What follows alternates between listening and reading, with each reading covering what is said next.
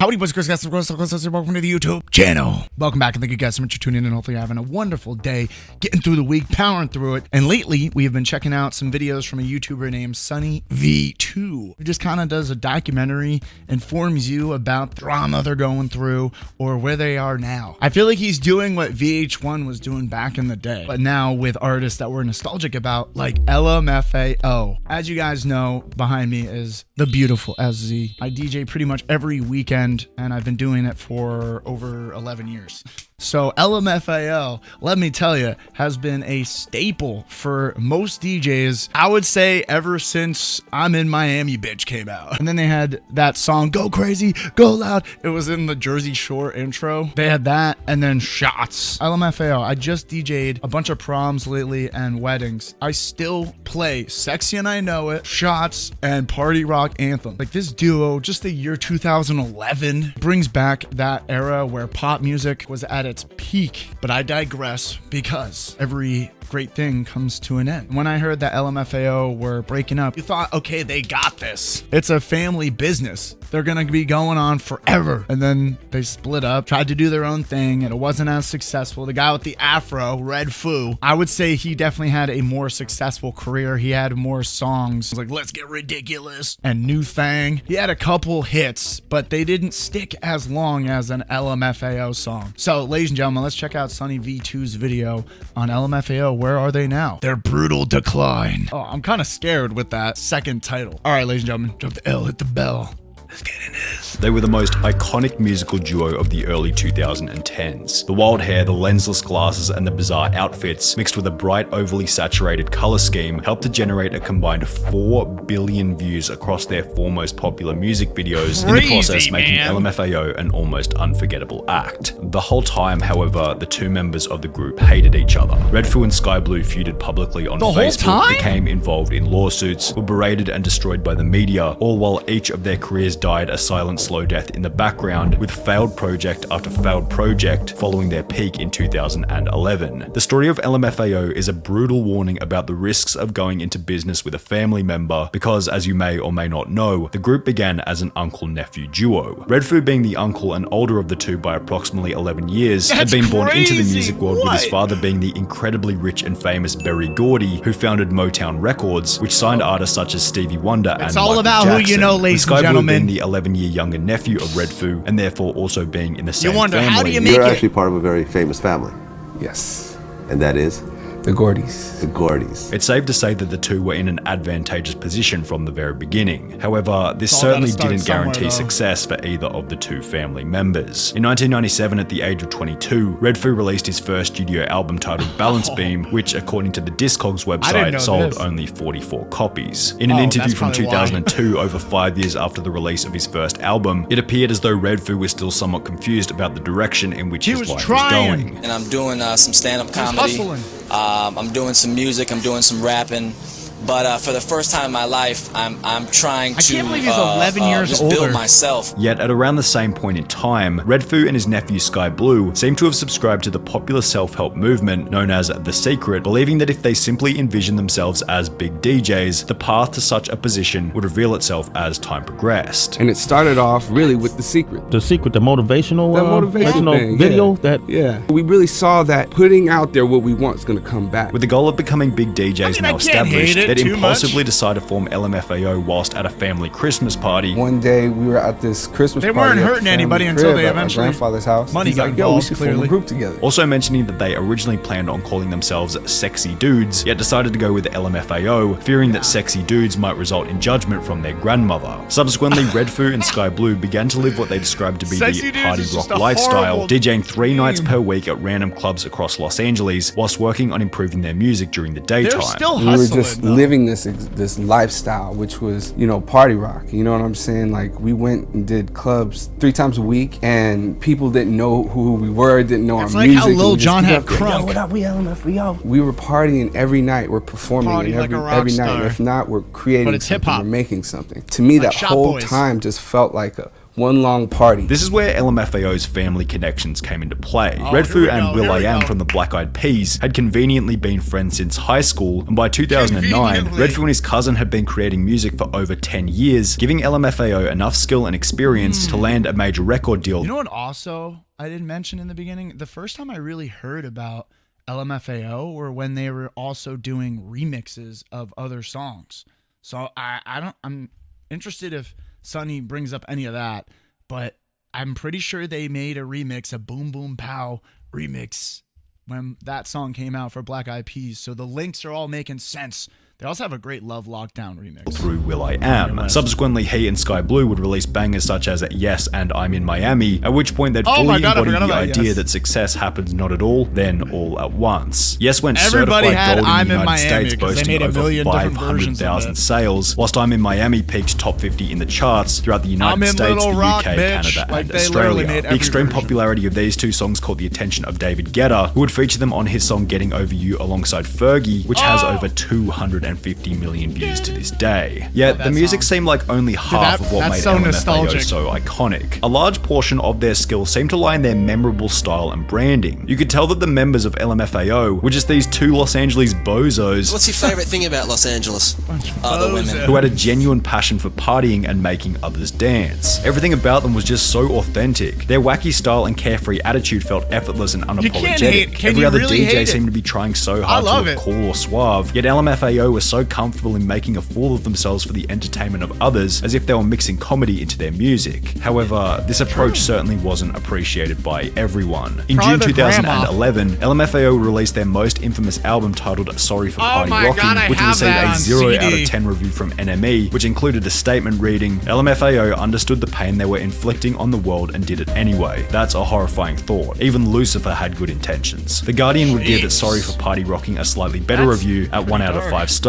However, if anything, these reviews were simply proof that taste is subjective, as the songs within this album would go on to become some of the most popular in pop music history. As mentioned in the beginning, the 4 most viewed songs on the album, Party Rock Anthem, Champagne Showers, Sorry for Party Rocking, and Sexy and I Know It, boast a combined total of 4 billion views here on YouTube, while on the Billboard Greatest of All Time Hot 100 Songs, Party Rock Anthem still sits at rank number 7 over 10 years later. However, while on the surface it seemed as though everything was going incredibly well for LMFAO, nobody could tell that behind the scenes, the relationship between the two members was beginning to deteriorate. The beef between Redfoo and Sky Blue began in early 2012 after Sky Blue would injure his back during a live Super Bowl performance alongside Madonna. During the Super Bowl, my disc slipped when I was performing.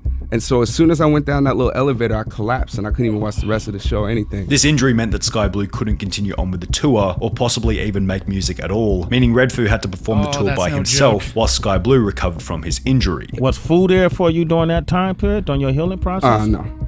No, he's doing his thing. You know what I mean? He was really focused on They're what probably he... like, the show must go on. But in hindsight, it's like, nah, man. Should have been there for me, man. To do. The tour kept going, and then I just had to go home, and and everybody kept doing the Party Rock and kept doing the LMFAO without me. As a result, Sky Blue wasn't paid for the tour. Did you still get paid though? Hey, look, I don't. What kind of story is that? Oh my gosh, yo. I wish. So you got kicked out the group because your back went out. I mean, pretty, yeah. Which must have soured their relationship pretty heavily, as after the tour concluded, Sky Blue and Redfoo wouldn't speak to each other for over a year. After my back went out, I didn't speak to Foo for a year. Me and Foo didn't talk for a year. You didn't talk on the happy Merry Christmas, Did he text you? Nothing. It became even worse when news outlets began to catch wind of the conflict. One article written by E! News in April 2012, approximately 2 months after the back injury, read, The New York Post reported yesterday that the Grammy-nominated rappers are fighting, apparently over the cash they've made from their catchy tunes, including the #1 hits Party Rock Anthem and Sexy and I Know It, and are on the verge of going their separate ways. The 2 LMFAO members would shut these rumors down in an article written by Rolling Stone titled LMFAO breakup rumors completely false, which stated, in a conference call with reporters on Wednesday, the duo dismissed the speculation as merely a byproduct of their rising fame. It's completely false. We're family at the end of the day. Blood is stronger than anything, said Sky Blue, alluding to the fact that he is Redfoo's nephew. Sky might be doing a DJ set in South America and I might be in Vegas, and they'll say, oh, they're doing separate things, how can we make a story out of that, said Redfoo. We have to be smart enough to recognize it's all a game, keep executing our vision, and turn this world into a party planet. Well, this response from Redfoo Redfoo and Sky Blue sounded That's a quite good authentic, response. only 5 months later the two would make a different statement confirming that LMFAO was officially coming to an end. Discussing the relationship of the duo, Redfoo would state, "I think we naturally just started hanging with two different sets of people, two different crowds, but we're always family. He'll always be my nephew, I'll always be his uncle. I feel like we've been doing this for so long, 5 or 6 years, so and we're weird, kind they of like look saying, well, let's just do what's not that natural far off and just in kind of age. explore that instead of like forcing it all the time." In video interviews, Redfoo would reinforce that he and Sky Blue had simply grown apart. Two people just grow. You grow and we kind of grew into our own individuality.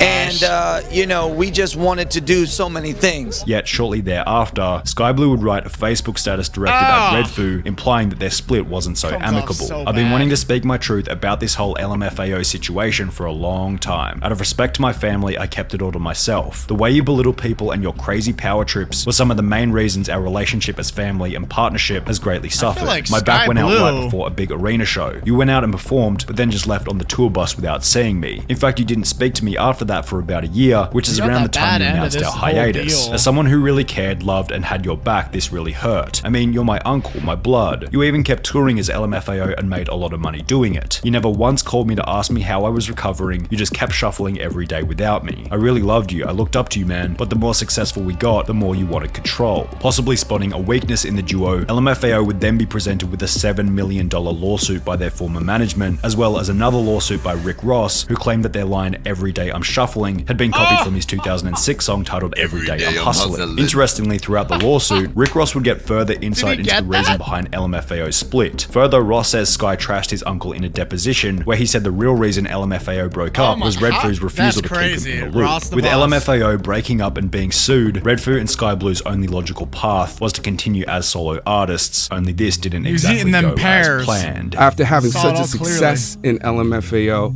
and then going to a club, and then there's like 20 people there because Sky Blue's coming, not LMFAO. As mentioned, Sky Blue went from selling out arenas as LMFAO to having 20 people show up to his shows as a solo artist. He released 2 singles in the year after LMFAO's breakup, each of which performing reasonably with around 2 million views each on YouTube, yet this was basically all of the success that Sky Blue was able to achieve as a solo artist. His career would fizzle out in the 3 years that followed, with his final piece of music being released in late 2016 before he disappeared from the music industry. And while this marked the cold, bitter end of Sky Blue's career, Redfoo, being the more famous of the two, had substantially more success as a solo artist, but only in the beginning. He'd initially landed a position as a judge on X Factor Australia, in the process dropping songs such as A New Thing and Let's Get Ridiculous, each of which going platinum in sales, whilst both cracking the 100 million view mark here on YouTube. However, alongside these 2 incredibly popular tracks, Redfoo would also feature on a song titled Literally I Can't, which would unravel much of the success that he had built as a solo artist. The song, which according to one article follows a group of sorority girls who are pressured into drinking and dancing, was labelled as misogynistic by countless different news outlets, prompting a response from Redfoo, who would state, "Another example of critics victimizing an artist by purposely misinterpreting his/her work to support a pre-existing agenda." It doesn't even matter. This doesn't even matter. They were trying to copy the Selfie song from the Chainsmokers, and it was just one of those, literally, I can't.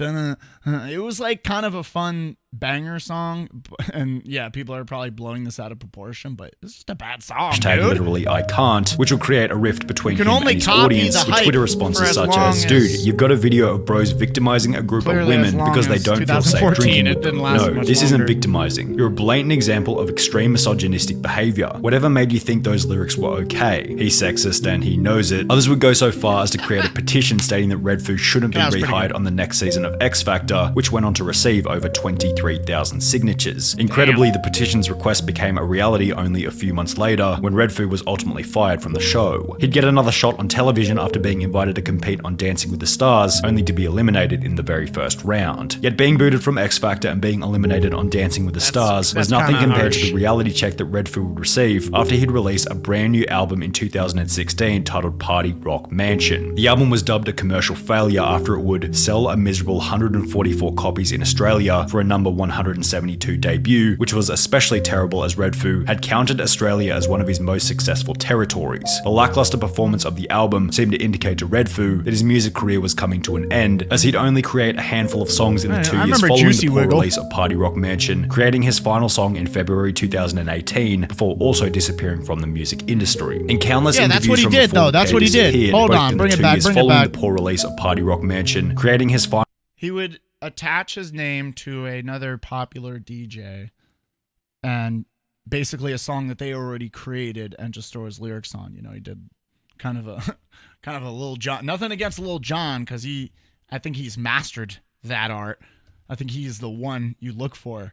But, you know, he was trying to be like Lil Jon. Final song in February 2018 before also disappearing from the music industry. In countless interviews from before the pair disappeared, both Redfoo and Sky Blue seemed pretty confident that at some point they'd get back together for an LMFAO reunion. Will Sky Blue and Redfoo ever get together and make another LMFAO project? Is that even possible based on where you at now? I believe so. Yet, for obvious reasons, as outlined, it doesn't seem like this will be happening anytime soon. Well, there we have it, ladies and gentlemen. We did not end on a happy note. I didn't realize it was that dark behind the scenes between them. I really enjoy their music. Their music brings a lot of joy to people. I see it every weekend. I see it all the time. Their songs are constantly getting remixed still, and that is just a testament to how powerful and catchy their music and how it stands the test of time. That's how you know it kind of is a classic, even though that their music was kind of made in a lighter tone and not so seriously. It proves that that's okay. You can have the lyrical schmiracle and things that have a lot of meaning behind them, but at the same time, it's good to have that party rock. Ladies and gentlemen, let me know what you thought about it. What is your favorite LMFAO song? Do you still listen to them? Do you not care at all? Let me know what videos to check out for the future. I definitely want to keep on checking out more music-oriented type videos like this, and I will catch you next time. Peace out, shake 'em, and...